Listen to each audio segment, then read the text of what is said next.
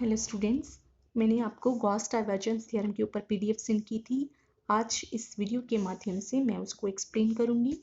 If V is a volume which is bounded by a closed surface S and F vector is a vector function which is continuous and has continuous first order partial derivatives at every point in V, then what does this theorem say is कि triple integral of divergence of F, it says that triple integral of divergence of F over V over volume V is same as surface integral over S, where what is S? S is the surface enclosing volume V. S is the surface which is enclosing volume V. So triple integral of divergence F over V is same as surface integral of F vector dot product with n cap, where what is n cap? N cap is the outward drawn unit normal vector to the surface S, जो कि यहाँ पे n cap क्या है? This is a unit normal which is drawn to the surface S. So proof of this theorem. So हमारे पास एक volume है V, उसको एनक्लोज करने वाला है सरफेस एस, राइट। उसको एनक्लोज क्या कर रहा है? एक सरफेस जो क्या है? एस। उस सरफेस को हमने दो पोर्शन में बांट दिया है। एक ऊपर का सरफेस, उसके यहाँ पे पार्टीशन कर दी है हमने सरफेस की।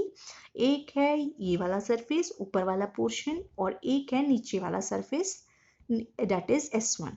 नीचे वाले पोर्शन को हमने नाम दिया है S1 का, सरफेस S1। ऊपर वाले को हमने नाम दिया है S2 का।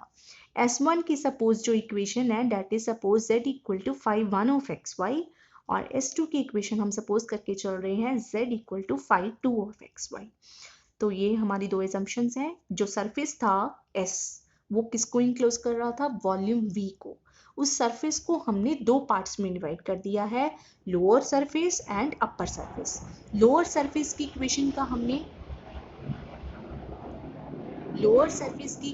हमने नाम दिया है S1, और अपर सरफेस की इक्वेशन का नाम हमने दिया है S2। Z equal to 5 1 of XY, Z equal to 5 2 of XY। अब हम क्या कर रहे हैं? हम इस सरफेस S1 पे एक कंसिडर कर रहे हैं एलिमेंट, स्मॉल एलिमेंट DS1, और S2 पे इसके ही परपेंडिकुलर हम सरफेस एज्यूम कर रहे हैं स्मॉल एलिमेंट DS2। और इस बॉक्स की जो ये है परपेंडिकुलर बॉक्स, यहाँ पे एलिमेंट आया DS1 स्मॉल एलिमेंट, यहाँ पे है DS2। इसकी हम प्रोजेक्शन ले रहे हैं किसमें? XY प्लेन में। सपोज इसकी जो प्रोजेक्शन है that is suppose R। So this is projection of DS1 as well as DS2, right? So this area R is estimated by this length into this length, because this is a small rectangle, and we know that area of rectangle is given by length into breadth. So this is the length and this is the breadth. Length here is dx, which is parallel to x-axis, and breadth here is dy, which is parallel to y-axis. So what is area of this R is dx into dy. Now we are supposing, अब हमने अपने surface को दो हिस्सों में बांटा है, S1 and S2। S1 पे हम कंसिडर कर रहे हैं DS1, S2 पे हम कंसिडर कर रहे हैं DS2। अब इस स्मॉल एलिमेंट DS1 पे सपोज जो N1 है that is the unit normal to DS1, right? And suppose N2 is the unit normal to DS2। और यहाँ पे जो K cap है, K cap is the direction which is parallel to z-axis and is unit vector. So this is K cap which is parallel to z-axis, right? So let this N2 vector जो है N2 cap which is unit normal to DS2, which is making an angle gamma 2 with positive direction of K, with positive direction of z-axis, ठीक है? So let it be gamma 2। इस angle को हम suppose कर रहे हैं gamma 2, और ये जो यूनिट नॉर्मल है DS1 की दैट इज N1 कैप, और N1 cap suppose positive direction of K cap, this is positive direction of K cap ऊपर वाली side. So this is the angle which this unit normal n1 cap is making with positive direction of k cap, that is suppose gamma 1, this whole angle. So this whole angle is gamma 1. So this is gamma 2 and this is gamma 1. This is the assumption. Now we have the vector f. उसके तीन parts होंगे, एक i cap का component, एक j cap का component, एक k cap का component, क्योंकि f vector is vector function. इसका जो ith component that is suppose f1, jth component is suppose f2 and kth component is suppose f3. तो अगर f vector f1 i cap, f2 j cap plus f3 k cap के बराबर है, divergence of f will be equal to curl f1 by curl x plus curl f2 by curl y plus curl f3 by curl z. Now consider this integral. Consider the triple integral of curl f3 by curl z over volume v. By definition of triple integral, volume integral of curl f3 by curl z. तो हमने पहले भी discuss किया था volume integral की video में कि अगर हमें वॉल्यूम इंटीग्रल लेना है, हमें एक लाइन कंसिडर करनी है which is parallel to z axis, और देखना है कि उस लाइन ने v को कहाँ पे एंटर किया और कहाँ पे लीव किया. तो आप देख सकते हैं यहाँ पे ये एंड लाइन एंटर कर रही है और यहाँ पे ये वॉल्यूम v को लीव कर रही है. जहाँ पे एंटर कर रही है वहाँ पे इक्वेशन है z इक्वल टू 5(1)xy, और जहाँ पे ये इसको लीव कर रही है वॉल्यूम को, वहाँ पे इक्वेशन है z इक्वल टू 5(2)xy. सो जो z की लिमिट्स होंगी वो होंगी 5(1)xy से लेके 5(2)xy तक. फिर क्या आएगा? Let R is the projection of this volume V in xy plane. Let R is the projection of this volume V in xy plane. So ये आगे पीछे बच गया इसका double integral over R, right? So this was the definition of volume integral जब हमने किया था evaluation of triple integral. उसमें हमने देखा था कि हमने कैसे इसको evaluate करना है, right? Now this is double integral over R. Now what is this? Now you can apply fundamental theorem of calculus. It says that if you have a function here which is derivative of f with respect to x, और जो integration ले रहे हैं वो भी over x है, then this integration is equal to this f at b and this f at a. So same is here. यहाँ पे आपके पास है derivative with respect to z और इंटीग्रेशन भी विद रिस्पेक्ट टू z हो रही है. So therefore this integration will be equal to value of f3 at this point minus value of f3 at this point, or you can say f3 from z equal to 5(1) to z equal to 5(2). Now you have the upper portion S2. अब हमने इस S2 के area को estimate करना है. जब हमने surface integral किया था तब हमने देखा था कि इस एलिमेंट का जो सरफेस एरिया है that is estimated by ds2. ds2 का जो सरफेस एरिया है that is equal to projection of ds2 into xy plane. Projection of ds2 onto xy plane which is dx dy into cos of angle between normal to this surface and k cap.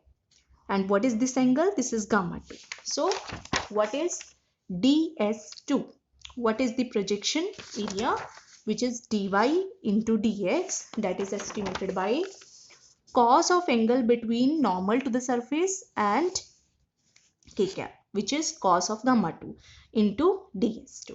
ये हमने ये जो formula है हमने जब surface integral किया था तब हमने ये यूज किया था. सो dy dx is cos of gamma 2 times ds2. Now what is gamma 2? Gamma 2 is the angle between k cap and n2 cap.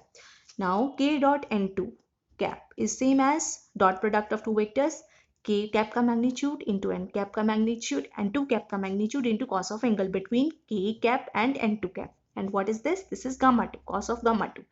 These are unit vectors. So this is 1 into cos of gamma 2. Therefore we have cos of gamma 2 किसके बराबर? k cap dot n2 cap.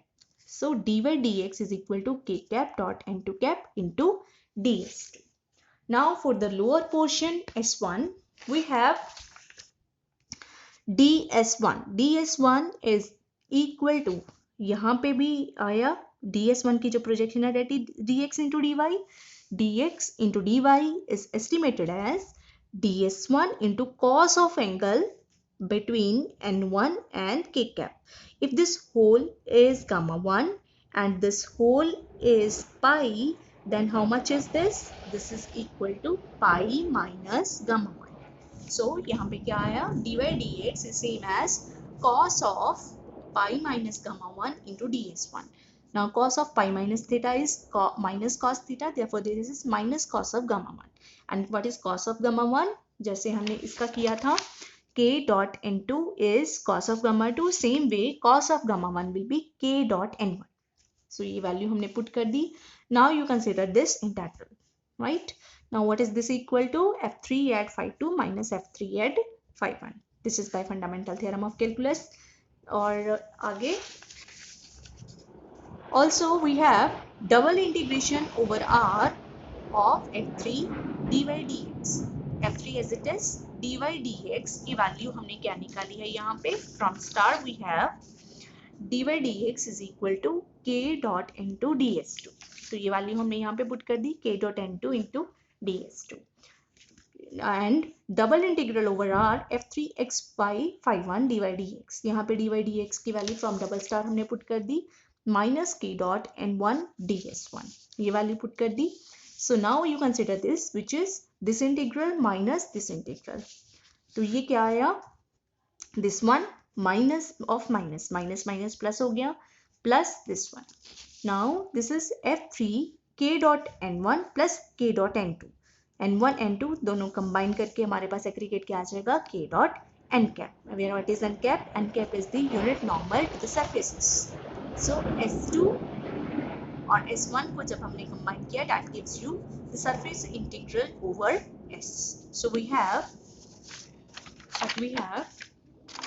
that triple integral of curl f3 by curl z over v is same as surface integral of f3 into k dot n cap ds. Same way we can prove. यहाँ पे तो हमने लिया था curl f3 by curl z. जब हम curl f2 by curl y लेंगे तो आएगा f2 और k cap की बजाय यहाँ पे j cap आ जाएगा. मतलब कंपोनेंट किसका, जो k cap का कंपोनेंट था वो f3 था, तो j cap का कंपोनेंट जो है वो f2 है. तो जब हम f2 लेंगे तो यहाँ पे j cap आ जाएगा, j cap dot n cap ds. Same way अगर हम यहाँ पे curl f1 by curl x को कंसिडर करेंगे तो यहाँ पे आ जाएगा f1 i dot n cap. Now you sum all the integrals. When you sum all the integrals, you will get f1 I cap plus f2 j cap plus f3 k cap dot n cap will be common. Now what is this? This is equal to divergence of f, and this is surface integral of, this is dot product of two vectors f vector and n cap. So this is the theorem that triple integral of divergence of f over v is same as surface integral of f cap dot with the n cap. So what is n cap? N cap is the unit normal to the surface S. Thank you.